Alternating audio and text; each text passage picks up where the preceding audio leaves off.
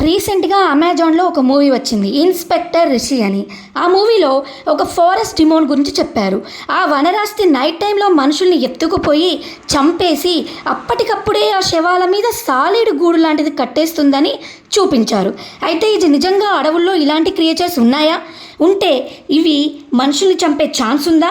ఈ వనరాస్తి అంటే ఏంటి? అయితే ఈ మూవీలో ఇది నిజమైన ట్రూ స్టోరీ అని మాత్రం ఎక్కడా చెప్పలేదు. కాబట్టి వనరాస్తి ఫిక్షనలే. అయితే ఈ టైప్లో అడవులను రక్షించే గాడెస్ గురించి చాలా మైథాలజీలో చెప్పారు. ఇండియాకు వచ్చేసరికి వనదుర్గ, వనదేవత వంటి శక్తుల్ని నమ్ముతూ ఉంటారు. అయితే ఋగ్వేదంలో చెప్పినట్లు యక్షిణులు ఉంటాయి. అడవిలో ఇవి ఒంటరిగా తిరుగుతూ ఉంటాయి. కుబేరుడు ఈ యక్షులకు రాజు. అయితే పాజిటివ్గా ఉండే వాటిని దేవతలుగా, నెగిటివ్గా ఉండే వాళ్ళను దయ్యాలుగా భావిస్తూ ఉంటారు.